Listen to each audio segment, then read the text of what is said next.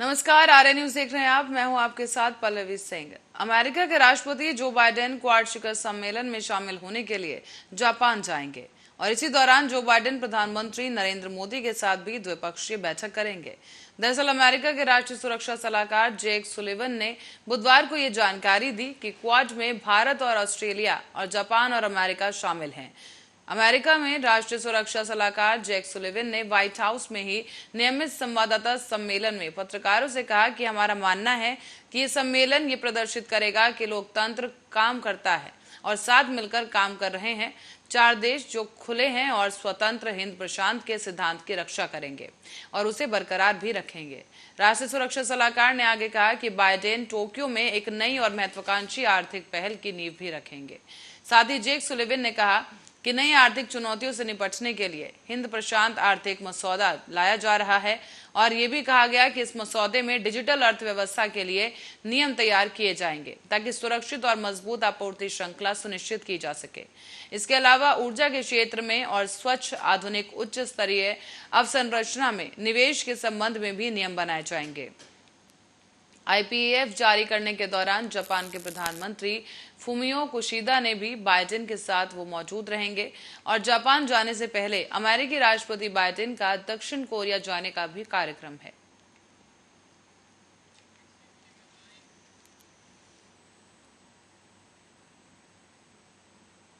और सोनभद्र में आज राज्यपाल श्रीमती आनंदीबेन पटेल सेवा कुंज आश्रम पहुंची, जहां उन्होंने आदिवासी नृत्य कर्मा की प्रस्तुति के साथ उनका राज्यपाल का स्वागत हुआ है और सोनभद्र पुलिस लाइन हेलीपैड से उड़ान भरकर बभनी चिपकी सेवा आश्रम हेलीपैड तक वो पहुंची।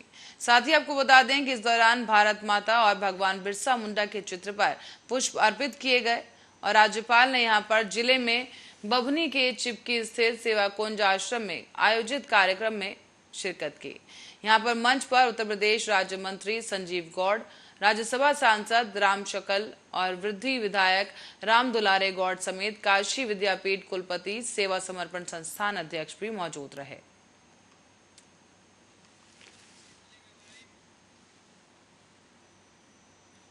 इस बीच पूजा सिंघल मामले में परिवर्तन निदेशालय अब 3 दिनों से दुकमा और पाकुड़ के जिला खनन पदाधिकारियों से पूछताछ कर रही है। ऐसे में साहिबगंज के DMO ने अब तक वो सामने नहीं आए हैं और 20 मई को आएंगे, जिसके बाद डुमका और पाकुड़ के DMO से भी पूछताछ की जाएगी। आपको बता दें कि इस पूछताछ में पूजा सिंघल मामले का अंतर्राष्ट्रीय लिंक सामने आया और सूत्रों के मुताबिक दोनों DMO से पूछताछ में ये बात सामने आई है कि पाकुड़ से स्टोन चिप्स को अवैध तरीके से गंगा नदी के जरिए साहिबगंज के रास्ते बांग्लादेश भेजा जाता था। बांग्लादेश से दूसरे देशों में स्टोन चिप्स की सप्लाई होती है और ये स्टोन चिप्स बहुत हल्का रहता है। पूरे एशिया में इसकी डिमांड है और ED अब पूजा सिंघल मामले का अंतर्राष्ट्रीय लिंक खंगालने में जुट गई है। दोनों ही DMO ने अवैध उत्खनन और खनन माफिया के नेटवर्क की अहम जानकारी ED को दे दी है। साथ ही आपको बताते चलें कि आज फिर एक बार डुमका और पाकुड़ के DMO से पूछताछ हो सकती है। साथ ही डुमका और पाकुड़ के दोनों ही DMO ने यह भी कबूल किया है कि अवैध खनन के मामले में अधिकारियों की मिलीभगत है। अवैध खनन को लेकर उगाही का पैसा रांची पहुंचता था और खनन विभाग के बड़े अधिकारियों तक ये पैसा पहुंचाया जाता था। जिला खनन पदाधिकारियों ने पूछताछ में यह भी बताया कि पूजा सिंघल के कहने पर ही उन लोगों ने काली कमाई का कुछ हिस्सा CS सुमन को दिया था। पूजा सिंघल ने जिला खनन पदाधिकारियों के इस दावे को भी स्वीकार कर लिया है और अब अवैध खनन को लेकर उगाही का पैसा उन तक पहुंचाने की बात भी कबूली जा चुकी है।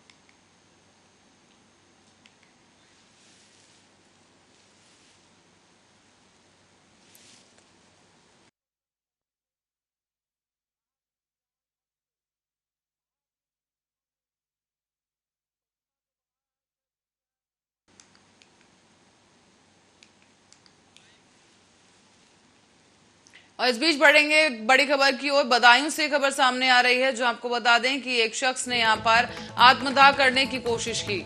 बदायूं से आत्मदाह की एक खबर सामने आ रही है, जहां एक किसान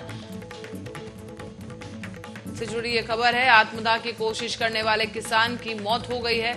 SSP ऑफिस में इस किसान ने आत्मदाह की कोशिश की थी और इस दौरान पुलिस प्रशासन की लापरवाही के चलते किसान ने आत्मदाह करने की कोशिश की थी, जिसके बाद किसान घायल हो गया और उसे इलाज के लिए अस्पताल ले जाया गया, लेकिन तब तक उसकी मौत हो चुकी थी।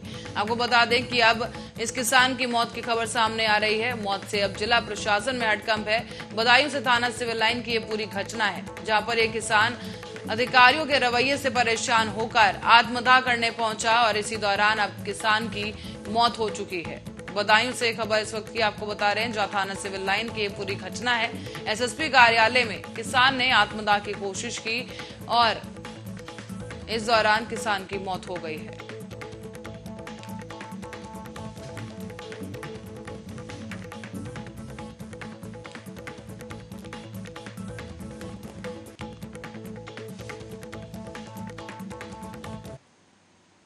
खबर मथुरा से है, जहां मथुरा में जिला जज राजीव भारती की अदालत द्वारा बृहस्पतिवार को श्री कृष्ण जन्मस्थल ईदगाह प्रकरण से सबसे पहले पेश किए गए वाद के संबंध में निर्णय दिया गया है।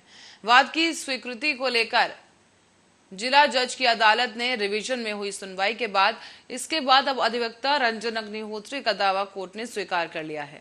दावा किया गया था कि श्री कृष्ण जन्मभूमि की जमीन पर ही ईदगाह बनी है और इस मामले में अब डीजीसी शिवराम तरकार ने बताया है कि वाद की एडमिट कर लिया गया है और जिला जज अब किस कोर्ट को सुनवाई के लिए प्रकरण देंगे, अभी फैसला नहीं लिया गया। दरअसल आपको बता दें कि रंजना अग्निहोत्री सुप्रीम कोर्ट की अधिवक्ता हैं और राम जन्मभूमि अयोध्या प्रकरण में भी उनके द्वारा अदालत में वाद दायर किया गया था। सुप्रीम कोर्ट के अधिवक्ता द्वारा श्री कृष्ण जन्मस्थान की करीब 13.37 एकड़ जमीन पर दावा किया गया है कि उसमें उन्होंने बताया कि ये जमीन श्री कृष्ण जन्मस्थान की है। यहाँ पर शाही ईदगाह खड़ी है और वहां भगवान श्री कृष्ण के जन्मस्थान और मंदिर का गर्भगृह है। वाद की पैरवी करने वाले अधिवक्ता विष्णु शंकर जैन ने बताया है कि न्यायालय ने बहस के बाद संबंधित निर्णय को रिजर्व कर लिया है।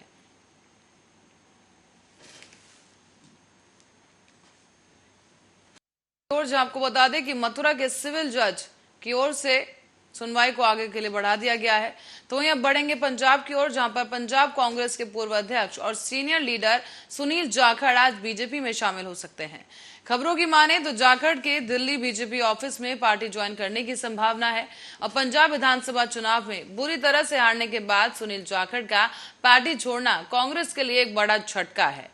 दरअसल सुनील जाखड़ पंजाब विधानसभा चुनाव के पहले से ही कांग्रेस से नाराज चल रहे थे। उन्होंने कई बार इसके संकेत भी दिए, लेकिन आखिरकार जाखड़ ने 14 मई को पार्टी को अलविदा कह दिया और पार्टी को हिदायत देते हुए कांग्रेस को good luck and good bye बोल दिया था। अब राजस्थान के उदयपुर में चिंतन शिविर के बीच सुनील जाखड़ ने कांग्रेस से इस्तीफा सौंप दिया और उन्होंने इस दौरान कहा था कि आज कांग्रेस पार्टी खटिया पर नजर आ रही है। Good luck and good by two Congress party. Sunil Jakhar ने अपने आधिकारिक फेसबुक पेज से लाइव होकर कांग्रेस छोड़ने का ऐलान किया था। साथ ही पंजाब कांग्रेस के पूर्व अध्यक्ष ने कांग्रेस की जातिगत समीकरण को ध्यान में रखकर की जा रही राजनीति पर सवाल भी उठाए और आलाकमान पर निशाना भी साधा है।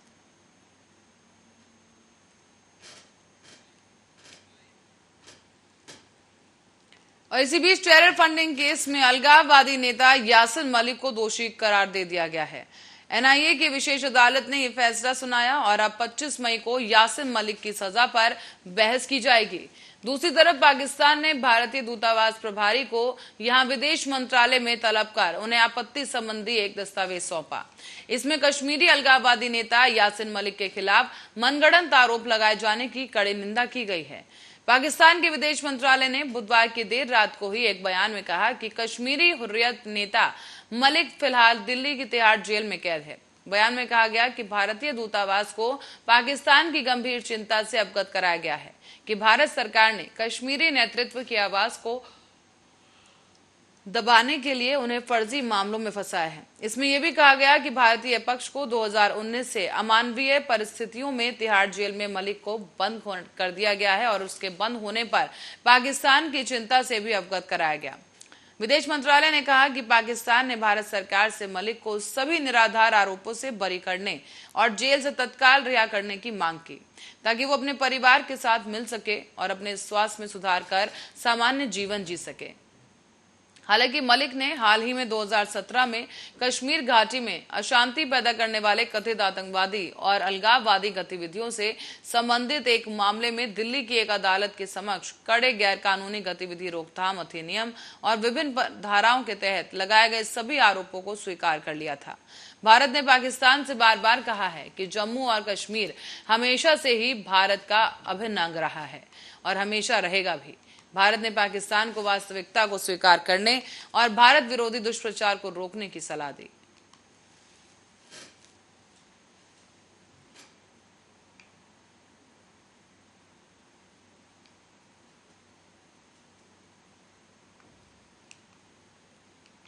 और बिहार में राज्यसभा की 5 सीटों पर 10 जून को चुनाव होने जा रहे हैं।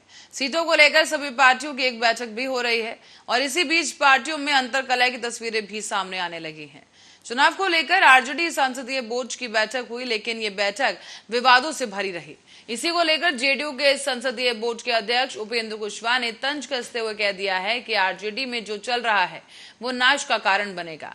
इसी को लेकर आरजेडी के प्रदेश अध्यक्ष जगदानंद सिंह ने पलटवार किया और आरजेडी के प्रदेश अध्यक्ष जगदानंद सिंह ने उपेंद्र कुशवाहा की ओर से दिए गए इस बयान के बाद कहा कि दुश्मन ऐसा ही होना चाहिए। आगे जगदानंद सिंह ने कहा कि बिहार को आरजेडी और तेजस्वी यादव ही बचाएंगे। बिहार को बचाने के लिए कुर्सी पर बैठे लोग कुर्सी से हटे। आरजेडी की बैठक से अचानक निकलने के सवाल पर कहा कि तेजस्वी बिहार के नेता प्रतिपक्ष हैं। पार्टी कार्यालय में दिन भर काफी काम करना पड़ता है और सभी इंतजाम हमें करने थे। आरजेडी में सब कुछ ठीक है। आरजेडी पूरी तरह से एकजुट है और आरजेडी की बैठक में तेजस्वी यादव के नहीं शामिल होने पर उन्होंने कहा कि तेजस्वी पटना आए थे, उन्हें भारत के भविष्य के लिए लंदन जाना था और इसी वजह से वो पार्टी में बैठक में नहीं आ पाए। और उन्होंने खुद को राज्यसभा जाने के सवाल पर कहा कि मुझे जहां जहां जाना था मैं वहां जा चुका।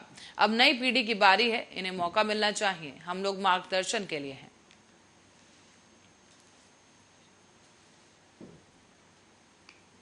अब मामला बरेली के थाना बेहड़ी का है, जहां ग्राम देवीपुरा के रहने वाली राजबती ने वरिष्ठ पुलिस अधीक्षक रोहित सिंह सजवान को प्रार्थना पत्र सौंपते हुए न्याय की गुहार लगाई। उन्होंने बताया है कि पड़ोस के रहने वाले दबंग लोग राजवीर, वीरेंद्र, वीरपाल, योगेंद्र, वेद प्रकाश फौजी के साथ अन्य लोगों ने घर में घुसकर लाठी डंडों से मारपीट की और फिर भी जी नहीं भरा तो बूढ़ी महिला को अपने घर में 2 घंटे तक बंधक बनाकर पिटाई की गई। इसमें सास, बहू, 2 बेटे, उनको गंभीर चोटें आई हैं और उन्हें जिला अस्पताल बरेली में भर्ती कराया गया। तो वहीं दबंगों ने उन्हीं के घर में घुसकर जमकर लाठी डंडों से इन्हें मारा है, जिसकी शिकायत थाना बेहड़ी में की गई है। तो वहीं रिपोर्ट दर्ज की गई, लेकिन हल्की धाराओं में मामले दर्ज किए गए हैं। तो वहीं पीड़िता ने बेहड़ी पुलिस पर भी आरोप लगाया और पुलिस ने मेडिकल तक नहीं करवाया है, जिसके लिए एसएसपी का दरवाजा खटखटाना पड़ा। एसएसपी ने तत्काल इस पूरे मामले को लेकर मेडिकल कराने के आदेश दिए, लेकिन आपको बता दें कि एसएचओ बेहड़ी ने एसएसपी के आदेश को भी दरकिनार कर दिया है।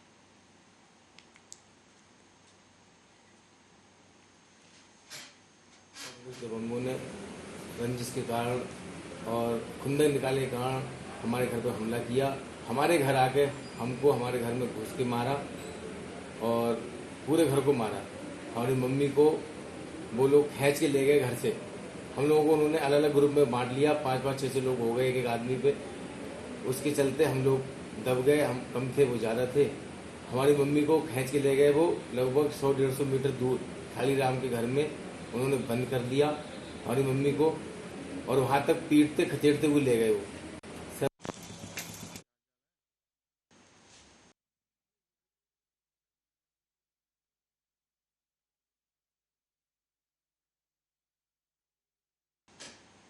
तो आपको बता दें कि 2 घंटे तक बंधक बनाकर एक महिला की पिटाई की गई और घर में घुसकर ही महिलाओं के साथ अभद्रता और मारपीट की गई है। साथ ही पीड़ित पक्ष का यह भी कहना है कि तमाम शिकायत करने के बावजूद एसएचओ की तरफ से कोई विधिवत कार्रवाई नहीं की गई, जबकि एसएसपी का भी दरवाजा इस दौरान पीड़ित परिवार ने खटखटाया और न्याय की गुहार लगाई। एसएसपी की तरफ से आदेश हुए, लेकिन इसके बावजूद भी एसएचओ की तरफ से अभी भी दबंग पक्ष की तरफ कोई कड़ी कार्रवाई नहीं हो पाई है।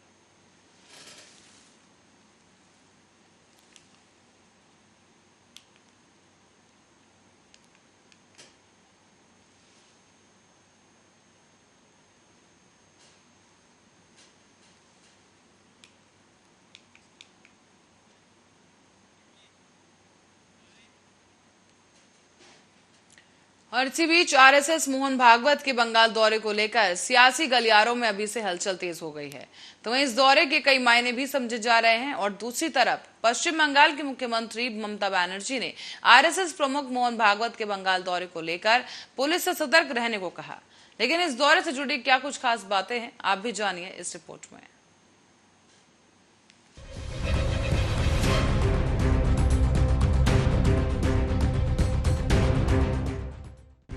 बंगाल के रण में आरएसएस प्रमुख का आगमन, मोहन भागवत के दौरे से आखिर क्यों बौखलाई सूबे की मुखिया ममता बनर्जी? क्या है इस दौरे के पीछे का एजेंडा? मोहन भागवत के आने से क्यों छूटे बंगाल प्रशासन के पसीने? इन तमाम सवालों ने पश्चिम बंगाल की मुख्यमंत्री ममता बनर्जी को भी परेशान कर दिया है। दरअसल पश्चिम बंगाल में बीजेपी और टीएमसी कार्यकर्ताओं के बीच का गणित कुछ पेचीदा है और बंगाल में हिंसक घटनाएं होना भी कोई नई बात नहीं है। ऐसे में सुरक्षा के मद्देनजर सीएम ममता बनर्जी ने अभी से तमाम आला अधिकारियों को सख्त निर्देश जारी कर दिए हैं। सीएम ने पुलिस के अधिकारियों को निर्देश दिया है कि सुनिश्चित करें कि राज्य में कोई दंगा ना हो। उन्होंने कहा कि आरएसएस चीफ 17 से 20 मई तक केशियारी गांव में रहेंगे। ऐसे में प्रशासन ये नजर रखे कि उनका एजेंडा क्या है। तो वहीं इस दौरान सुरक्षा की उचित व्यवस्था भी करने की बात कही गई, जिससे कि कोई दंगा या हुड़दंग ना हो। तो वहीं दूसरी तरफ बंगाल में बीजेपी कार्यकर्ताओं की हत्या और हिंसात्मक गतिविधियों के मामले में लगातार घेरे जाने वाली टीएमसी की मुखिया इस कोशिश में है कि इस बार बीजेपी को कोई मौका ना मिले शासन और प्रशासन पर उंगली उठाने का। इसी क्रम में ममता बनर्जी की तरफ से आरएसएस चीफ को कुछ मिठाइयां और फल भेजे जाने का भी आदेश दिया गया, जिससे उन्हें पता चले कि वो अपने मेहमानों की कैसे खातिरदारी करते हैं। लेकिन साथ ही ये हिदायत भी दी गई कि अति ना करें, वो इसका फायदा भी उठा सकते हैं। हालांकि हर कदम फूंक फूंक कर रख रही सीएम ममता बनर्जी बीजेपी के निशाने पर आ ही गयी। ममता बनर्जी के पुलिस को दिए गए इस तरह के निर्देश पर भाजपा नेता दिलीप घोष ने आपत्ति जताई है। उन्होंने कहा कि मोहन भागवत सम्मानित व्यक्ति हैं, वो राज्य का दौरा करते ही रहते हैं और एक मुख्यमंत्री को उनके बारे में इस तरह का बयान देना शोभा नहीं देता। दिलीप घोष ने यहाँ तक कह दिया कि पश्चिम बंगाल में तब भी दंगे हो रहे थे जब मोहन भागवत यहाँ नहीं रहते हैं। पुलिस और उनकी पार्टी के कार्यकर्ता लोगों की हत्या और रेप कर रहे हैं, लेकिन सरकार इससे निपटने के लिए कोई सख्त कदम नहीं उठा रही। बहरहाल अब आपको बता दें कि बंगाल में आरएसएस की 1800 शाखाएं हैं। संघ प्रमुख मोहन भागवत ने इस साल फरवरी में भी उत्तर बंगाल के नक्सलबाड़ी में 4 दिनों की एक बैठक की थी।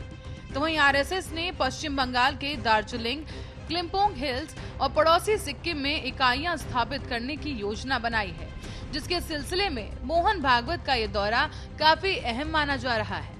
Special report Arya news.